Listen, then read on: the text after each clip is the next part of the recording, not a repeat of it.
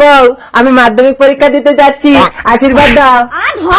বউকে তো নাম করছে, উনি 20 বছর ধরে মাধ্যমিক দিচ্ছে, একবারও পাস করে না ঘোড়া। হ্যাঁ, আমার বাবা বলেছে জীবনে যতই ঝড় আসুক এক জায়গায় শক্ত হয়ে দাঁড়িয়ে থাকতে হয়। থাকো তুমি দাঁড়িয়ে, আমি চললাম বাপের বাড়ি। ও বউ যেও না, এবার একটা কল করেছি, আমি পাস করবই। ঠিক আছে, যদি মাধ্যমিকে পাস করো তাহলে আসবো, আর যদি মাধ্যমিকে ফেল করো আর কোনোদিনই আসবো না।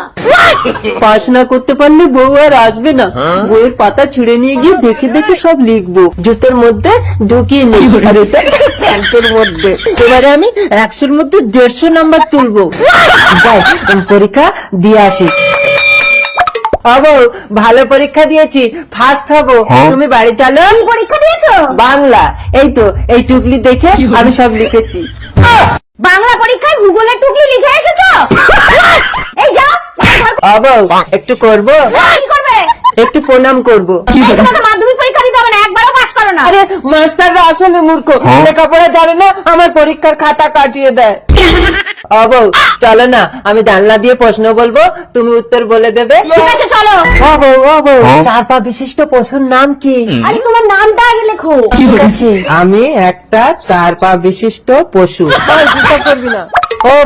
বউ, মাধ্যাকর্ষণ শক্তি কাকে বলে? আরে টান, জানো না? জানি তো, তুমি তো ধরে টান মারো। আরে কান ধরে টানার কথা বলছি না মরণ। বউ, জলের আর এক নাম কি? নেশা।